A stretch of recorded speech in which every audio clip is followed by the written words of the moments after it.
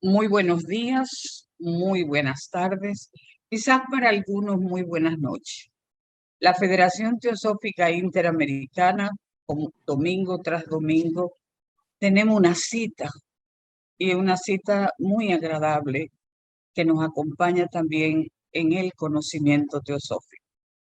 Hoy tenemos a nuestro querido hermano Tomás Carlos Barriga, en este bello domingo donde se celebra el Día de los Padres en muchos países, nos hablará de Krishnamurti y la verdadera revolución. El hermano Carlos es un hermano muy estudioso, entra a la Sociedad Teosófica en el año 1996.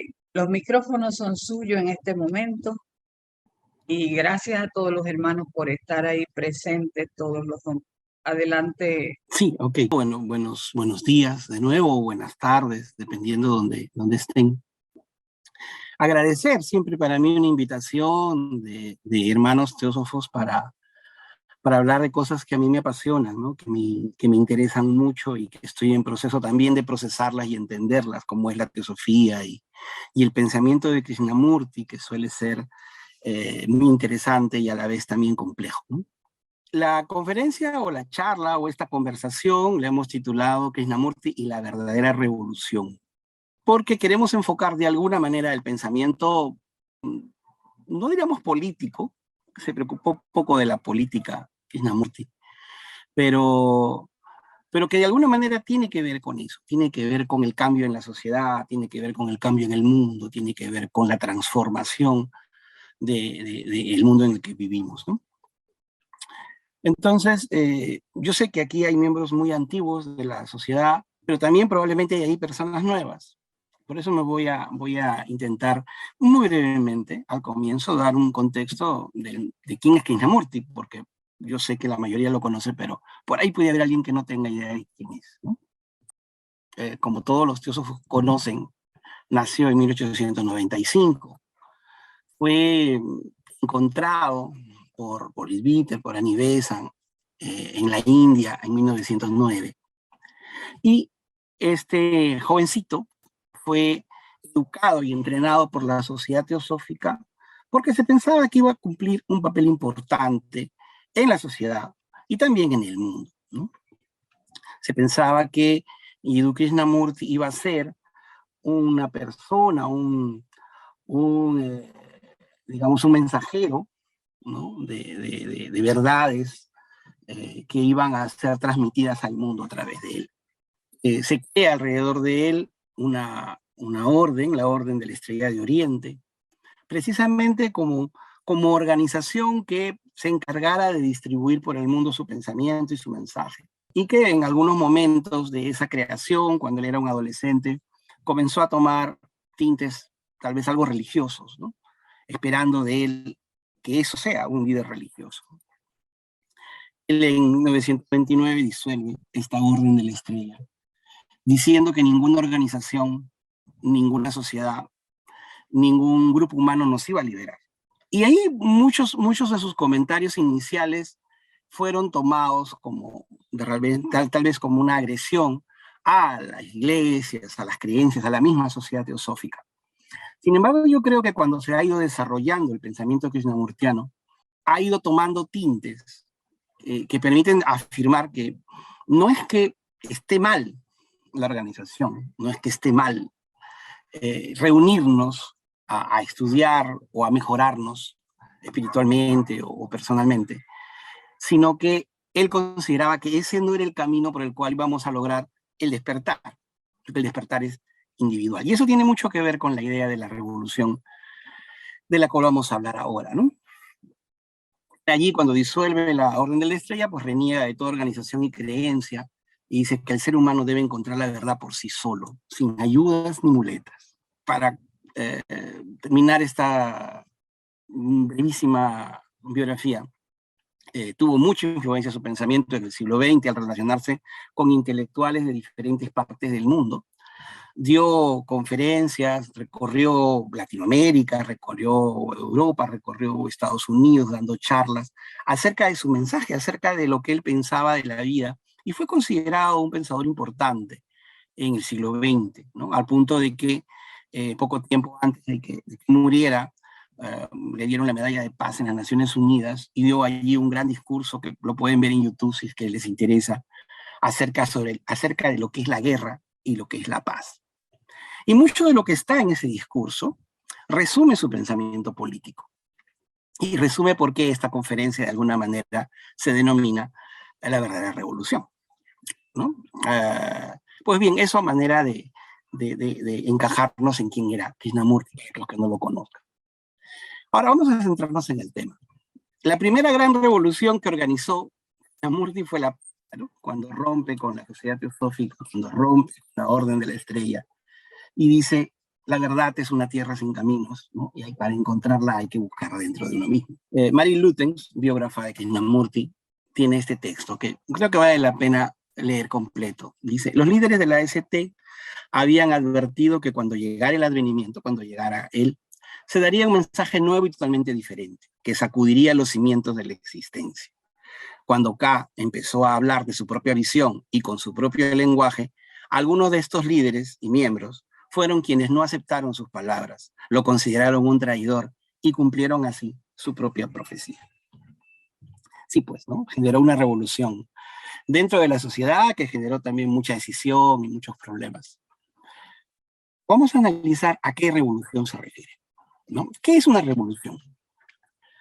Una revolución es, si vamos al diccionario, pues, transformación, un cambio, muchas veces por la fuerza, que implica una búsqueda de una mejoría social, ¿no? Tenemos ejemplos aquí en Latinoamérica, no sé, por la Revolución Mexicana o las revoluciones por la independencia de los países, ¿no? Como la rusa o la francesa o la china, que de alguna manera pretendieron cambiar el orden de poder y transformar la sociedad a partir de principios que eran considerados superiores a los que ya existían, por ser opresores, por ser discriminadores o por no ser igualitarios, ¿no? Esa búsqueda de cambio, ¿no? Ese deseo y esa transformación del cambio y esa búsqueda de una sociedad mejor, ¿no? Porque ese es el objetivo, a fin de cuentas, de una revolución, mejorar, ¿no? Locos serían los seguidores de una revolución que promete empeorar, ¿no? Sin embargo, en la vida real, en la historia, esa idea y esa búsqueda de revolución consideraba Krishnamurti que había fracasado, que toda gran revolución había generado, sí, cambios que podrían haber mejorado ciertos aspectos de la sociedad, pero que también costaron muertes, que también costaron sangre, que también se convirtieron en opresión, que también se convirtieron en dolor, ¿no? Y muchas veces, ha pasado muchas veces, casi siempre, diría yo, que las revoluciones, cuando generan el cambio, se convierten en parte de lo que lucharon destruir, ¿no? ¿Por qué pasa eso? La pregunta sería, buscando esa sociedad ideal, buscando ese lugar maravilloso, ¿no? Esa utopía donde todos los seres humanos vivamos como hermanos, tomados de la mano, ¿no? Ayudándonos, sirviéndonos, ese sueño, ese ideal, ¿no? Ese ideal de un mundo mejor, donde todos seamos hermanos. ¿Es posible generar una revolución que genere eso como resultado? Por eso hablamos de la verdadera revolución. ¿Es posible encontrar una revolución que genere esa maravilla como consecuencia que todos esperamos y deseamos? Krishnamurti dice que hay un error. Hemos buscado la revolución afuera de nosotros. Queremos cambiar la educación para con la educación nueva generar un hombre nuevo o una mujer nueva. Queremos cambiar la política para que el mundo sea más justo, ¿no? Queremos cambiar la justicia para que se ejerza conscientemente y de esa manera modelar al ser humano para que se adapte a este mundo ideal, a esta utopía, que la podemos catalogar, la podemos poner a la derecha, a la izquierda, al centro o a cualquier lado. Igual sigue siendo una utopía de un mundo maravilloso. Lo que menciona Krishnamurti es que esa revolución ha fracasado precisamente porque la hemos buscado afuera. Si cambiamos la educación, no va a cambiar el ser humano. Si cambiamos la sociedad, vamos a mejorar, podemos mejorar, claro, siempre se puede mejorar. Pero la verdadera revolución, el verdadero cambio y transformación es adentro. La verdadera revolución de la cual habla Krishnamurti es la revolución interna. Si el ser humano cambia, va a cambiar la educación. Si el ser humano cambia, va a cambiar la política. Si generamos dentro de nosotros, dentro de los seres humanos, la transformación, la revolución interna, generando un cambio de nuestros propios, de nuestra idea, valores, esquemas jerárquicos, condicionamientos. Entonces, cambiamos nosotros, cambia nuestro entorno y por extensión cambia la sociedad. La sociedad no se transforma de afuera hacia adentro, sino de adentro hacia afuera. Yo, en diálogos con algunos compañeros de trabajo en la universidad donde trabajo, que están muy interesados en el aspecto filosófico, ¿no? Que no conocen, por supuesto, a Krishnamurti, ¿no? Son filósofos occidentales que no conocen a Krishnamurti. A muchos filósofos occidentales, todo lo que les huela a oriental, dicen, no, eso es superstición o religioso, ¿no? Pero cuando he conversado con ellos acerca de esta visión del cambio interno, ¿no? Ellos lo ven muy, muy, muy interesante, ¿no? Y lo ven muy valioso.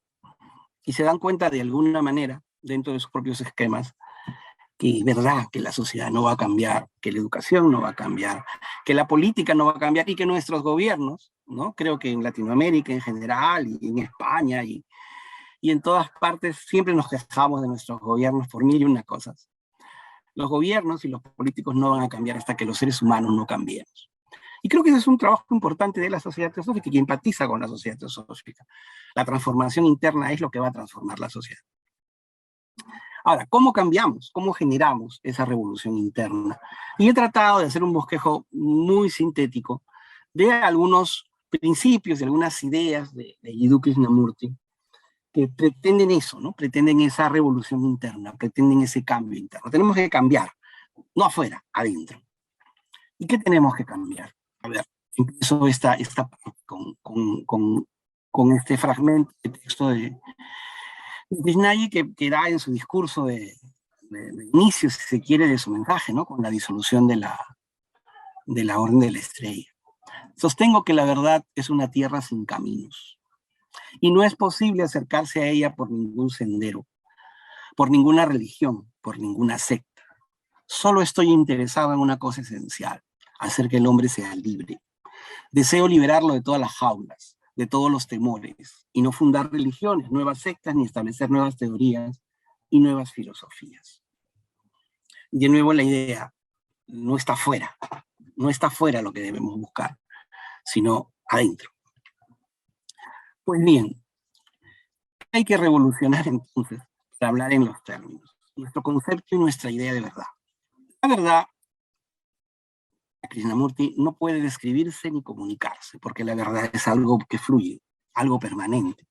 Cuando yo la verbalizo, cuando yo quiero explicarla, se convierte en una imitación de la verdad, en una simbolización, porque el lenguaje, a fin de cuentas, no es más que un conjunto de símbolos que expresan ideas que son mucho más complejas. Pues la verdad, esa esencia fundamental que llamamos verdad, no puede escribirse ni comunicarse, tiene que experimentarse internamente. Entonces, cuando alguien diga, yo tengo la verdad y la verdad es esta, él nos recomendaba siempre dudar, ¿no? Cuídense de los que dicen que saben, decía él. Porque pueden creer que saben, pero no saben de lo que están hablando. La verdad no puede describirse ni comunicarse. Y eso ya es si logramos interiorizar eso, ya es una pequeña revolución dentro de nosotros. Porque nosotros necesitamos, como seres humanos, aprender a agarrarnos a algo para sentir seguridad, ¿no? Esta incertidumbre permanente de no saber nada es angustiante. Y entonces necesitamos verdades.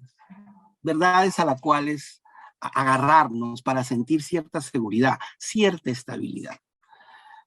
Asumir que la verdad no puede transmitirse si no hay que trabajar para experimentarla, ya implica un cambio interno en nuestra forma de entender el mundo. No podemos construir verdades con palabras, ¿no? Las palabras no sirven en realidad, son símbolos. Las palabras no sirven para transmitirnos la verdad. Por allí decía un filósofo que las palabras sobre cosas espirituales, lo máximo que pueden hacer son símbolos que nos señalan algo que tenemos dentro, ¿no? Las palabras apuntan a una verdad, pero que no está en las palabras, sino que está dentro de alguna manera descubrir, ¿no? Entonces, claro, nosotros buscamos la verdad en nuestra vida cotidiana, comparándola con nuestros conceptos, con nuestras ideas, con nuestros razonamientos, con nuestra experiencia. La verdad, ¿quién es dueño de la verdad absoluta? Bueno, Krishnamurti dice que no podemos encontrarla. No, es más, no debemos esforzarnos por encontrarla, porque nuestro esfuerzo no nos va a llevar a encontrar la verdad. Y eso ya genera otra revolución dentro de nuestra cabeza. Porque yo tengo que esforzarme, ¿no? Eso es lo que se nos dice siempre. Yo debo esforzarme para ser mejor, yo debo esforzarme para estudiar, yo debo esforzarme para ir consiguiendo, digamos, un mayor desarrollo. Pero acá, Krishnamurti solía decir algo así como que si estamos dormidos y queremos despertar, de nada sirve que nos esforcemos dentro de nuestro sueño para acumular conocimiento y cosas que nos permitan despertar. Lo que tenemos que hacer es despertar, ¿no? Entonces, la acumulación de obras buenas, por supuesto, nos enriquecen, por supuesto que sí son útiles, pero no son las que nos van a hacer despertar.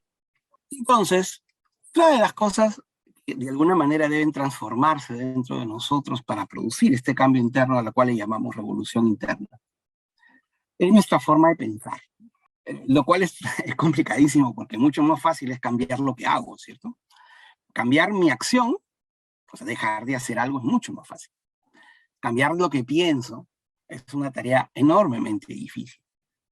Que sin embargo, Krishnamurti dice que puede hacerse sin esfuerzo. Hay que observar lo que pensamos. Hay que disociarnos de nuestros pensamientos y observar desde atrás. Él no utiliza la palabra conciencia, yo le suelo llamar conciencia, pero digamos, poder tener la capacidad de convertir nuestros pensamientos en objeto observable.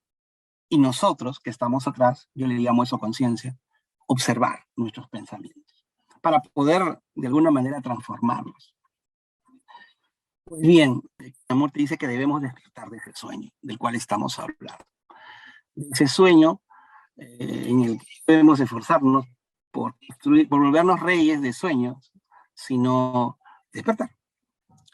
Ahora, la mente es inquieta, la mente suele aburrirse, la mente suele irse por lugares insospechados, al punto que creemos que los pensamientos somos nosotros. Pero no es cierto, los pensamientos van por donde quieren, ¿no? Pensamos en lo que no queremos, a veces los pensamientos que nos hacen daño regresan a nuestra cabeza una y otra vez, y no queremos pensar en ellos, pero ahí están.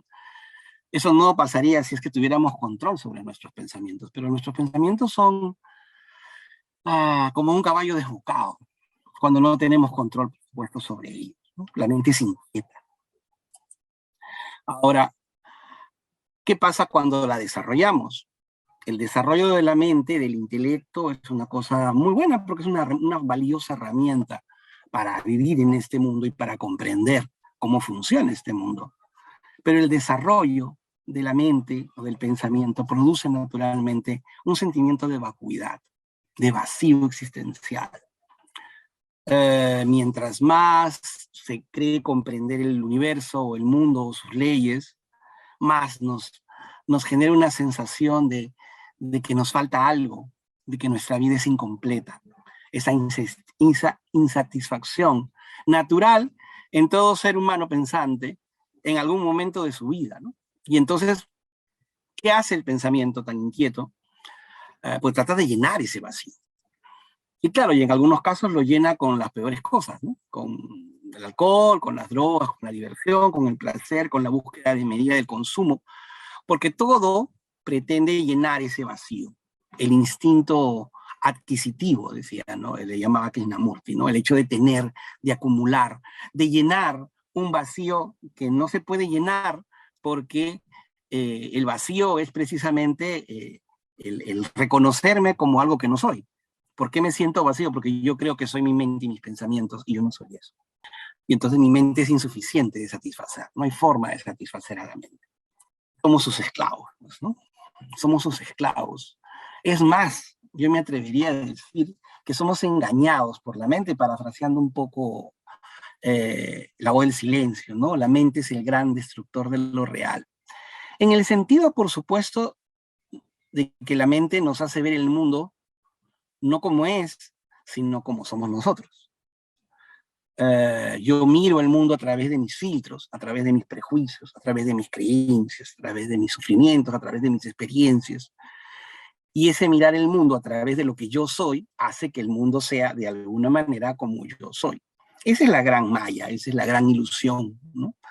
Yo he escuchado muchas veces definir la gran ilusión como que todo este mundo no existe, todo este universo no existe, es maya.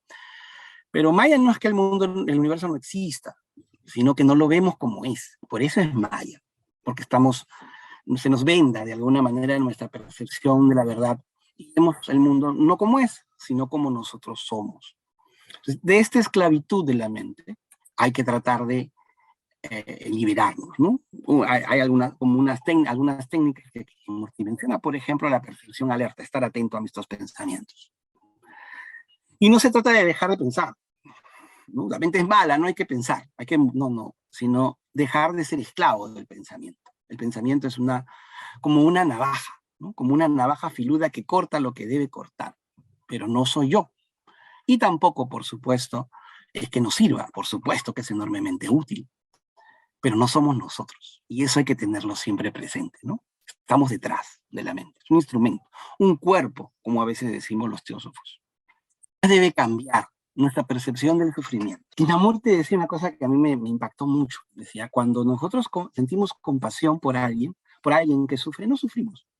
Y lo cual, algo estalló en mi cabeza. ¿Cómo es eso? Cuando de alguna manera yo entendía la compasión como hacer empatía con el que sufre, ¿no? Y entonces de alguna manera sufrir con él. Ese es un poco de influencia judio-cristiana que tenemos los latinos, ¿no? Y los españoles. El sufrimiento como una forma de compartir el sufrimiento nos hace, digamos, más buenos, ¿no? Hace la carga menos llevadera. Pero Krishnamurti dice que cuando sentimos compasión no sufrimos.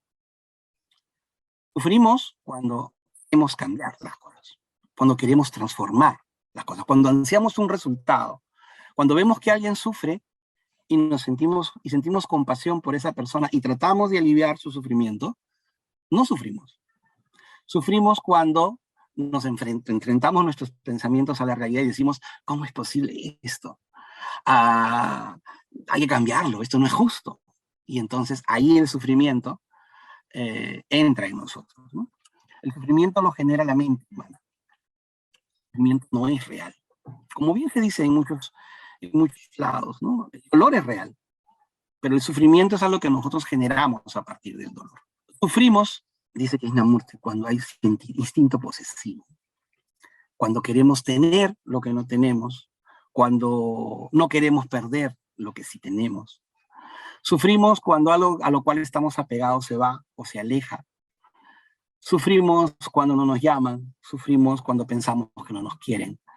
La vida es sufrimiento, sí, claro, la vida es sufrimiento porque vivimos metidos, como dice el budismo, en el apego, o como dice Krishnamurti, porque sentimos permanentemente un instinto posesivo con el cual necesitamos sentir que nuestro yo posee cosas, personas, familias, reconocimiento, fama, en fin, ¿no? Títulos, grados, ¿no? Todo para alimentar esta cosa que hemos construido, a la cual le llamamos yo, producto de nuestra mente y producto de esa ilusión de lo que somos nosotros. Esa idea de que somos algo que se va enriqueciendo y que va aumentando y que va creciendo en la medida que acumulamos. Aquí me voy a permitir leer un pequeño fragmento del tomo 1 de sus obras completas de Krishnamurti, que dice lo siguiente. Nosotros hacemos un esfuerzo para ganar y después de haber ganado, hacemos un esfuerzo para no perder. Así estamos atrapados en esta rueda del esfuerzo, la lucha, el conflicto, la angustia, el sufrimiento.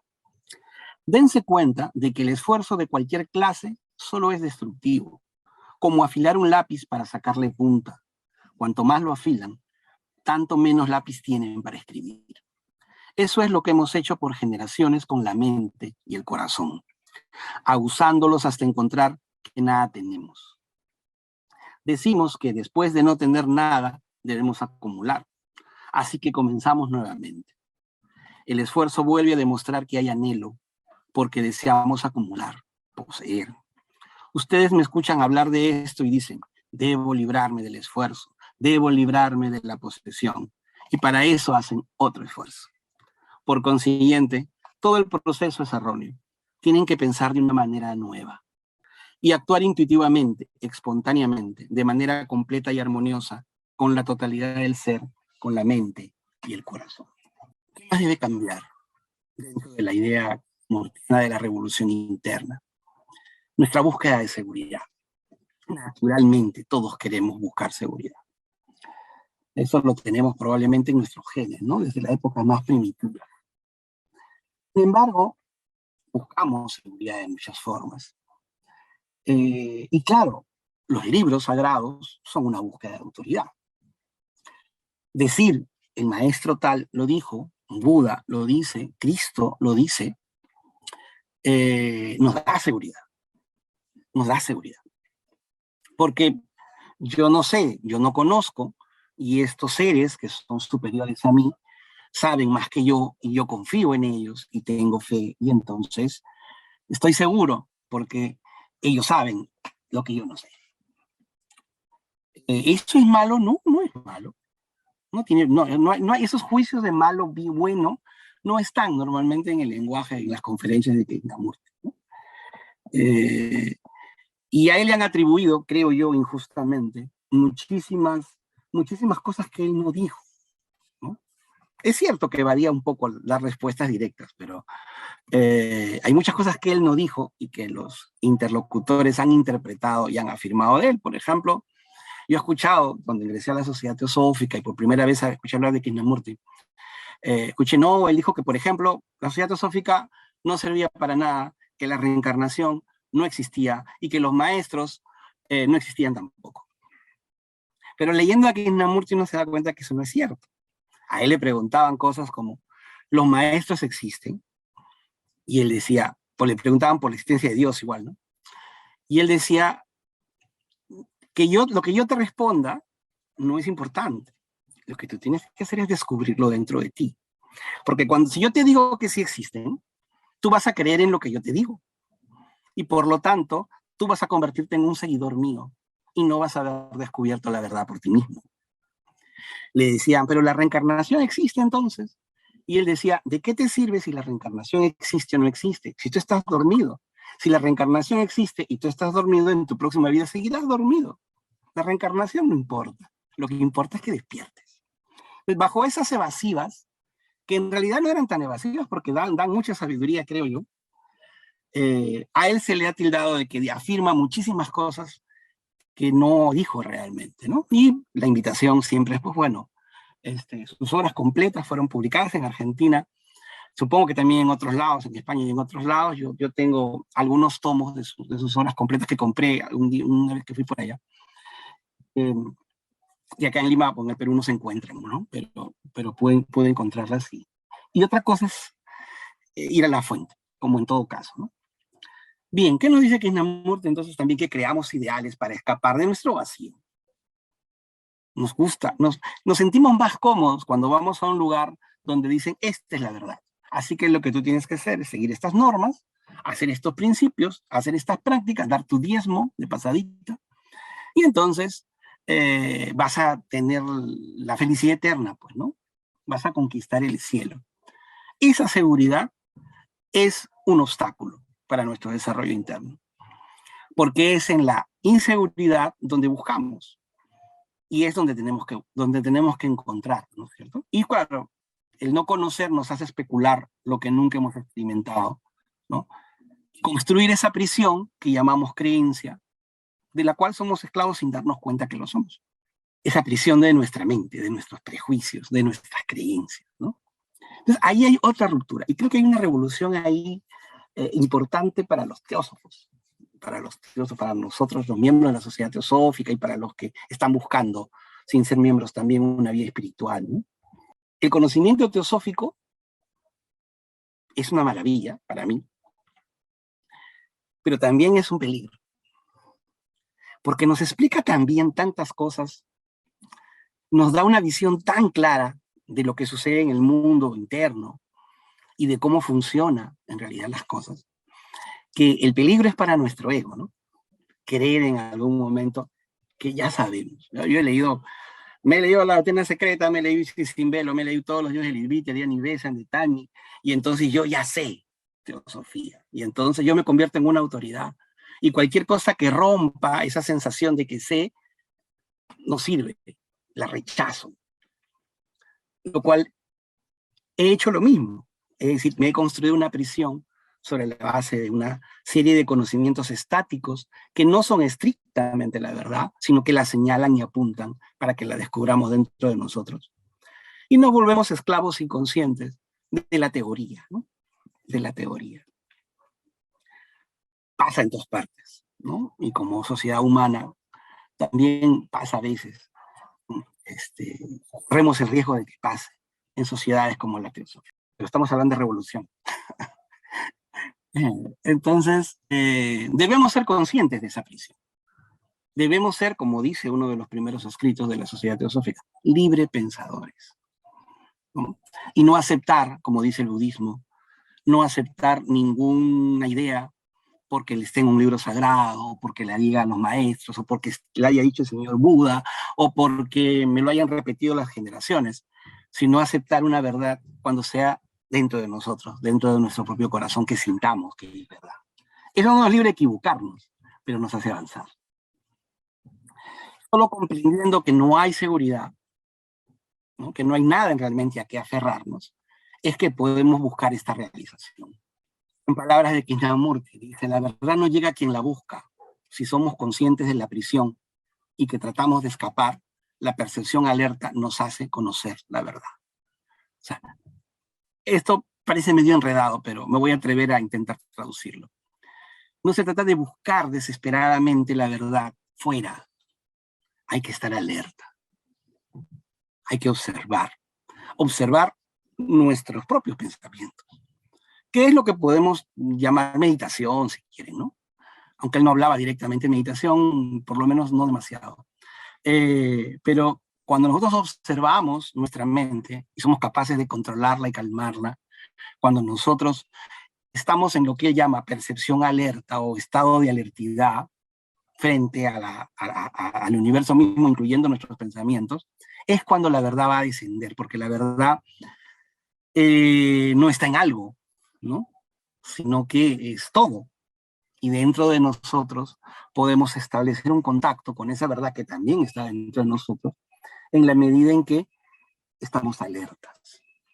Estamos alertas. Tal vez sea uno de los conceptos más importantes dentro del pensamiento de Krishnamurti, ¿no? La percepción alerta. Y no hay que intentar escapar, pues, ¿no? Porque escapar es fútil, no podemos escapar, las puertas están abiertas, ¿no? Estamos como me parece que no recuerdo ahorita, es un poeta argentino que dice, no hay que tratar de escapar, dice, estamos afuera, ¿no? Pero bueno, ya terminando, para ir redondeando las ideas, también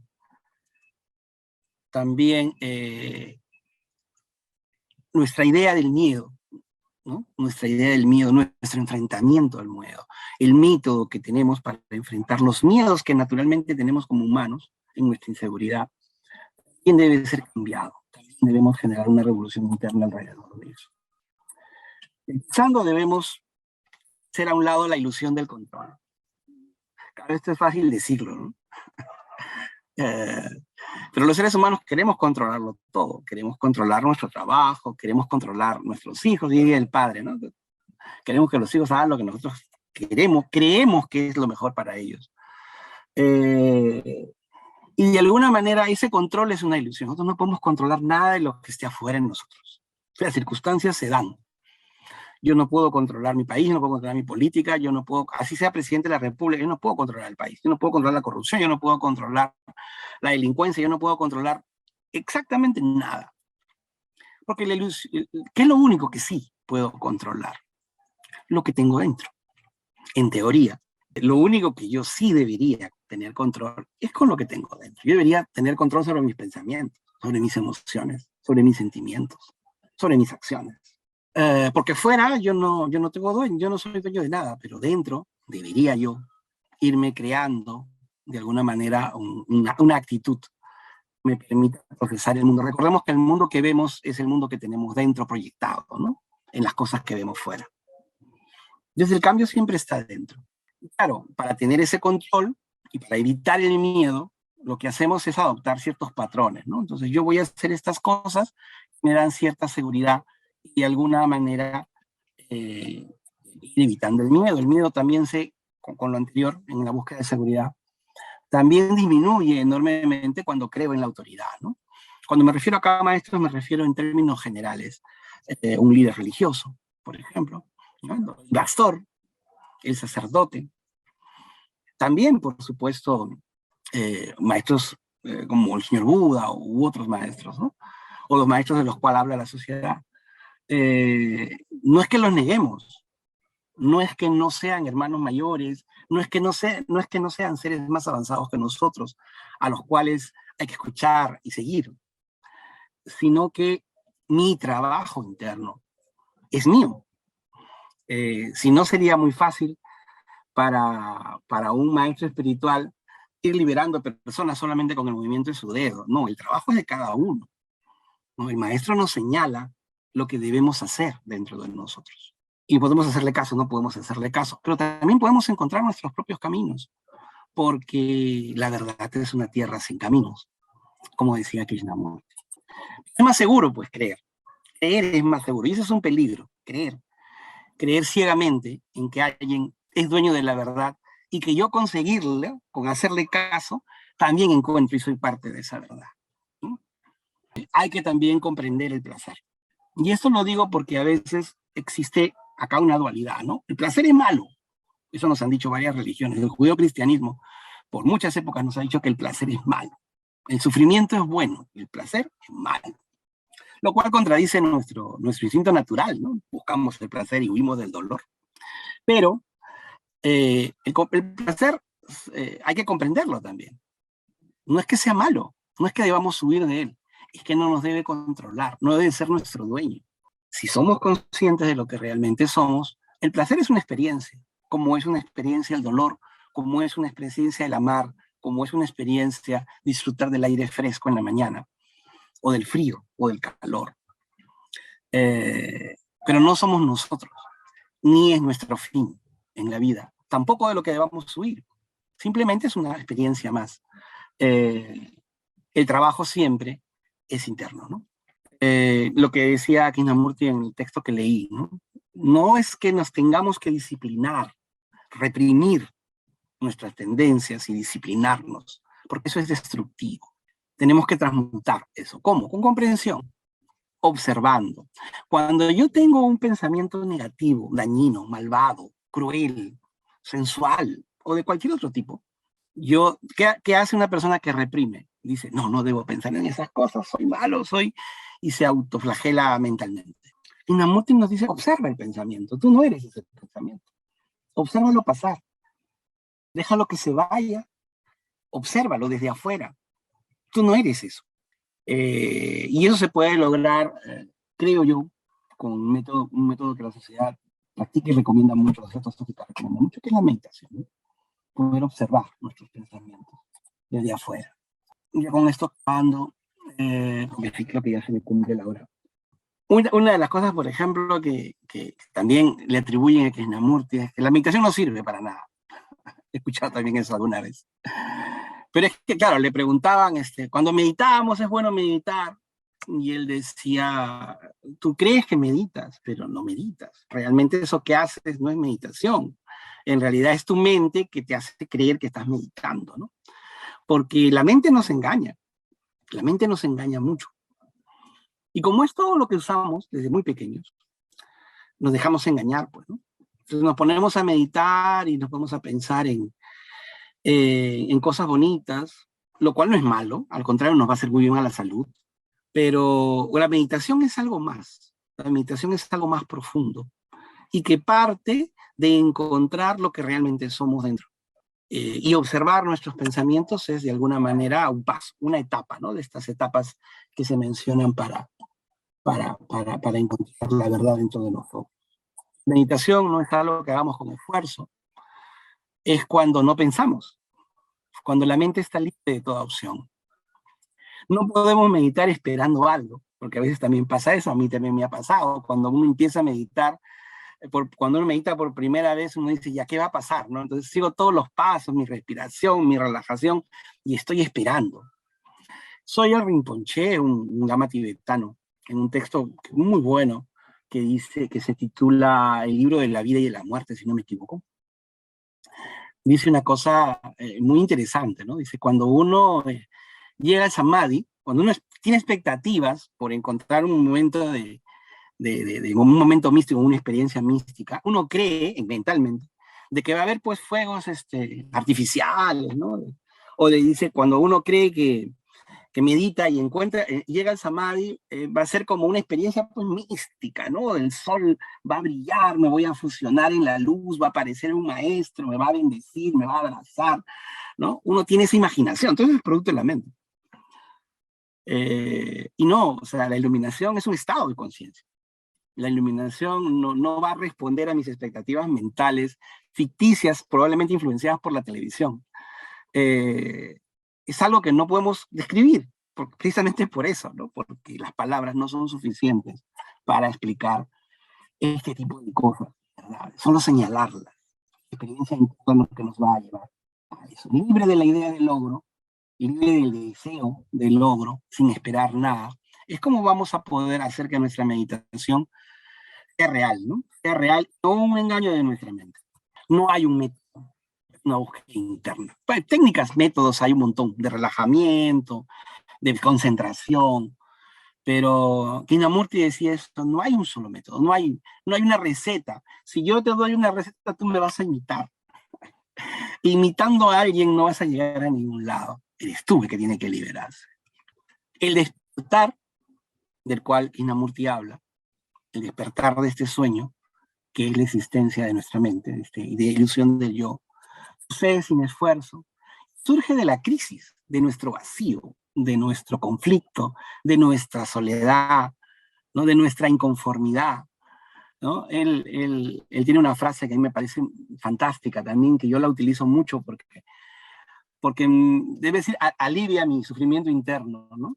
Cuando me siento indignado por, no sé, pues por la pobreza, por la corrupción, por la delincuencia, por la crueldad a la que a veces puede llegar un ser humano y que uno ve pues en televisión, cosa que ya no veo hace buen tiempo, porque me enfermo, pero uno lo ve en la realidad, ¿no? La injusticia social, cuando uno se indigna y sufre, ¿no?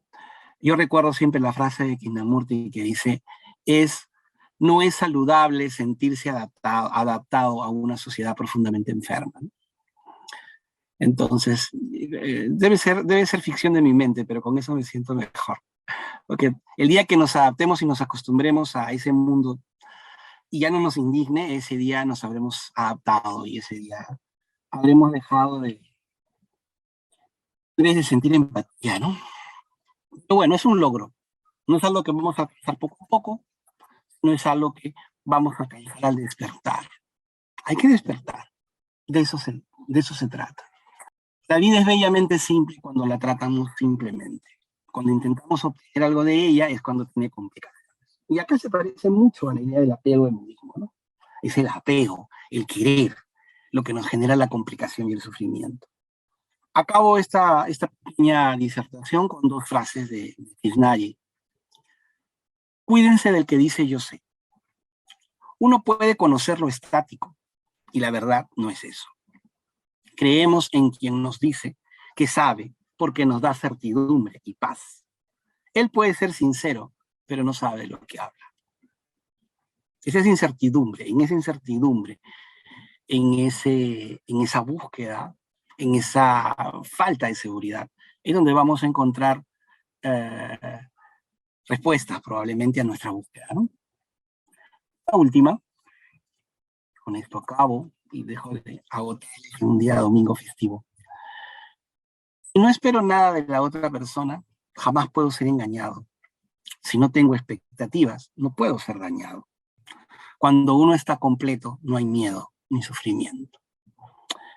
Bueno, pues es una aspiración poder liberarnos dentro de nosotros, ¿no? Y generar esta revolución afuera, luego de haber realizado nuestra revolución adentro. Al parecer, ahí sí hablo por fe, me parece ser la única respuesta, ¿no? A nuestros problemas sociales, mundiales, y que todos vivimos y sufrimos cada uno en nuestros países.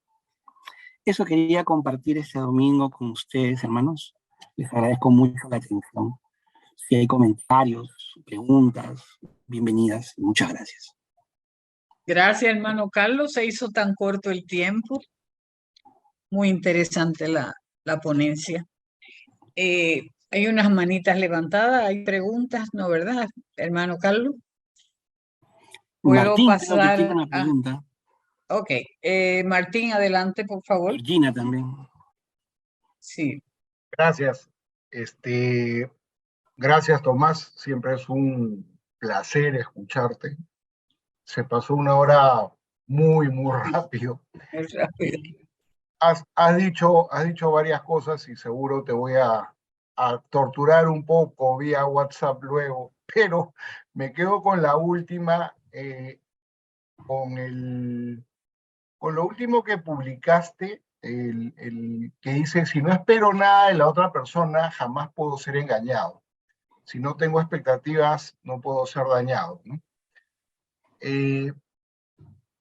Está bien, suena bien, pero eso no te lleva un poco a ser un poco egoísta, de no esperar nada de nadie, no volverte en alguien sumamente desconfiado, porque, a ver, si no confío en nadie, tampoco me van a engañar, ¿no?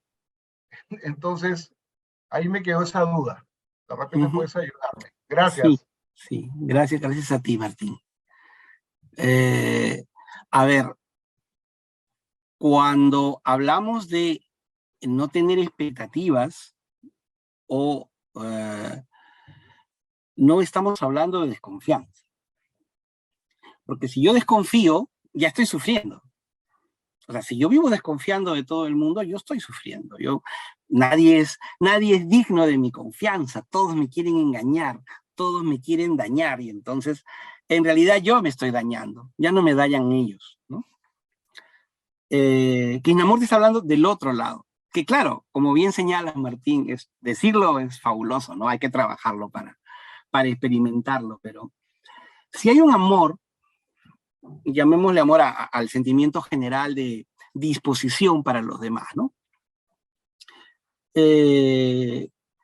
No debería haber decepción, porque yo sé y comprendo que las personas son imperfectas, como lo soy yo. Todos nosotros, los seres humanos, tenemos egoísmo. Todos los seres humanos a veces actuamos y hacemos lo que no queremos hacer. Podemos decir algo que hiere a los demás sin quererlo, o queriéndolo también, porque algo de maldad también tenemos, algo de crueldad también tenemos, sobre todo cuando somos presos de la ira, ¿no? Claro, claro, lo tenemos. Pero lo que hay que hacer para seguir la idea de Krishnamurti, de no decepcionarse, no dañarse, es ser consciente de eso. O sea, si yo soy consciente, por ponerte un ejemplo, mi mejor amigo de la universidad, con el cual yo compartí muchísimas cosas, desde mi punto de vista, por X razones, me traicionó. Yo me sentí traicionado, hizo cosas en mi contra. siendo que éramos como hermanos. Y yo me sentí decepcionado y sufrí. Pero cuando con el tiempo, con los años, uno va comprendiendo, se da cuenta de que, ¿por qué creo yo que él tenía una obligación de ser bueno conmigo? Él es como es. Yo esperaba que él fuera de una manera, pero el mundo no es como uno quiere, el mundo es como es. Y esa comprensión de que el mundo es como es, yo creo que a eso se refiere Krishnamurti. O sea, hay que comprender la imperfección del mundo, no tolerarla, no aguantarla, sino saber que es así y no pretender cambiarla, ¿no? Porque en el cambio, en ese de no, ¿por qué me ha hecho esto? Es donde viene el sufrimiento. Es una práctica constante, ¿verdad? A mí ese tipo de palabras o frases de Kinai me han ayudado mucho en mi vida, ¿no? Y es verdad, alguna vez me han dicho, profesor, yo soy profesor en la universidad, profesor, lo he decepcionado, me dicen porque no he cubierto sus expectativas. No, tú haz lo mejor que puedas. Tú no tienes que cubrir mis expectativas. Haz lo mejor que puedas y lo que sea será. Si te equivocas y fallas, pues fallarás. Y si no es lo que yo esperaba, pues no es, pues no, o sea, sigue. O sea, no hay que esperar en ese aspecto. No hay que pensar que el mundo tiene que cubrir nuestras expectativas.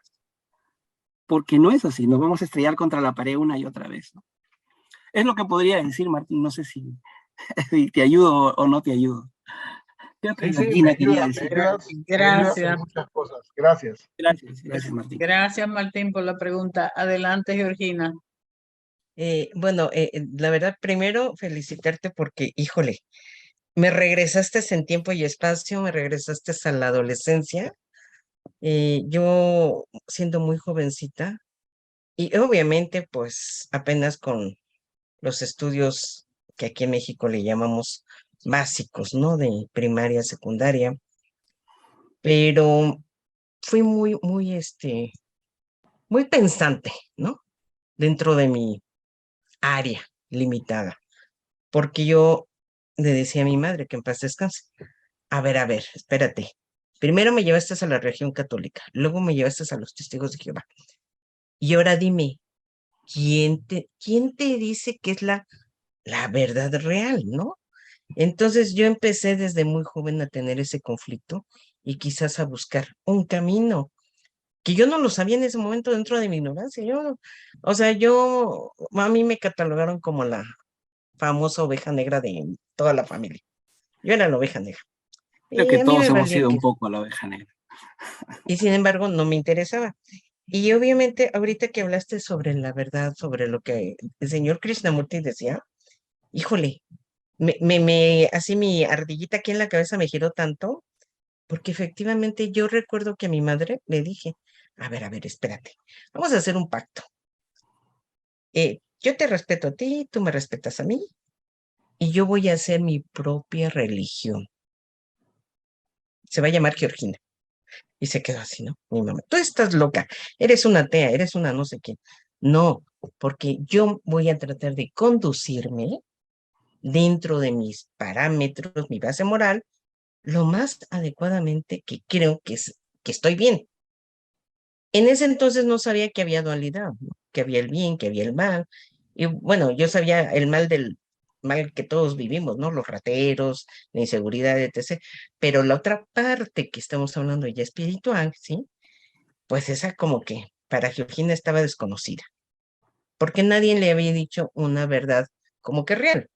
Y ahorita con esta plática, híjole, dije, ¿qué señor? Ese señor, yo creo que yo nací en otra época fuera, ¿no?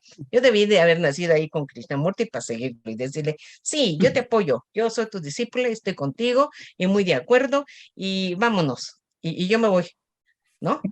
Muy bonita conferencia, muchas gracias, me regresaste, híjole, así siempre había pensado, hasta hace algunos añitos, que yo sí estaba fuera de onda, o sea, yo no sé dónde sacaba ideas locas, así como Krishnamurti, de dónde sacaba razonamientos raros, y de ahí que fui considerada como que la oveja negra. Pero ya con el tiempo me di cuenta que de oveja negra no tuve nada. Simplemente me salí de un formato, de un esquema, de un patrón de vida, pero porque también quería vivir bien. o como lo que decimos, el arte del bien vivir, ¿sí? Muchas gracias, Tomás. Muy bonita tu conferencia. Muchas gracias por Gracias. compartir. Gracias a todos por permitirme estar con ustedes. Lo digo y lo reitero, no soy todavía teósofa, pero híjole, yo creo que hay un dicho por ahí que dice que de poetas, filósofos y locos todos tenemos un poco. Y yo estoy en ese contexto. Muchas gracias, ¿eh? Gracias, Sí. Georgina. Gracias, Muy Georgina. amable. Como bien dice Georgina, los teósofos en esta época estamos fuera de onda, ¿no? Pero no es tan cierto. A mí mi madre cariñosamente me decía hereje, el hereje de la casa. Sí. Voy a pedirles, no veo más manos levantadas, por favor, si hay alguna Enrique. pregunta en el chat, Enrique Carolina. Choi y Bermari García. Enrique, adelante entonces, pase a la sala, que no veo la manita, por favor. Sí, gracias. Yo quería mencionar lo que en la verdad primera y última habla Aldous Huxley. Aldous Huxley dice, toda verdad que se repite se convierte en una mentira. ¿Pero por qué se convierte en una mentira? Porque tenemos que vivenciarlo interiormente, como dice el amigo Barriga. Entonces, bajo esta premisa, como vivimos en un mundo, digamos, sometidos a esa mente, pero es una mente, digamos, dominada por esas partes humanas, ¿no? Lo que tenemos que hacer es elevar esa conciencia y llegar hasta ese purusha, ¿no? El ser. Mientras que sigamos sometidas a esta mente, bueno, no vamos a lograr mucho, ¿no? Pero para esto había una solución. O sea, había técnicas en la India que, bueno, actualmente creo que se han perdido, que permitían escalar a esos upadis superiores, ¿no? O sea, estas superposiciones que cubren a esa conciencia son las que no nos dejan ver la realidad, ¿no? En el Vedanta se habla de dos fuerzas de Maya que velan la realidad, ¿no? El Viksheka Shakti y el Avarana Shakti, ¿no? Entonces, mientras que no se tenga esa técnica, porque el maestro verdadero pone parte de su poder en el discípulo y le permite, digamos, acceder, pero eso es ya por merecimiento, ¿no? El discípulo preparado encontrará al maestro que logrará su autorrealización. Entonces, tratar de discernir con esta mente que está sometida a esos gunas, tamas y rayas, bueno, es perder el tiempo, ¿no? Toda realidad tiene que ser vivenciada por el ser, ¿no? Por ese Atman. Mientras que no logren trascender al Atman, bueno, van a ser engañados por esa mente que está lleno de cosas más humanas que espirituales, ¿no? Eso es lo único que quería decir. Gracias. Gracias, hermano. ¿Ven alguna otra manita levantada, por favor? Bermari García. Ok, adelante, hermana. O hermano, ¿no? Muchas gracias, Magali.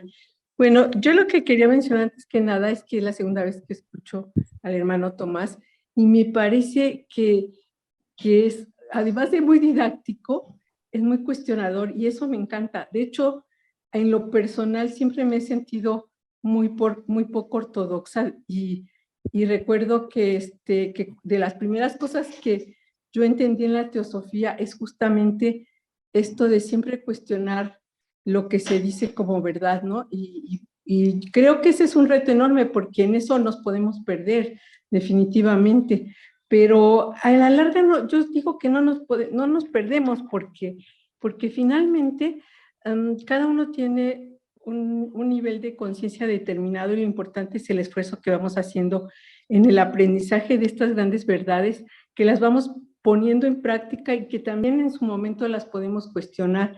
Y creo que el centro de lo que nos acaba de exponer el hermano es sumamente valioso y que tiene que ver con esto de la ortodoxia y la no ortodoxia, porque recuerdo este libro del miedo a la libertad de Eric Fromm, donde dice que realmente de cualquier naturaleza de conocimiento, los seres humanos tendemos a aferrarnos a algo como verdadero porque nos da miedo lanzarnos al vacío, borrar todo eso y construir nuevamente nuestras propias posiciones ante el mundo.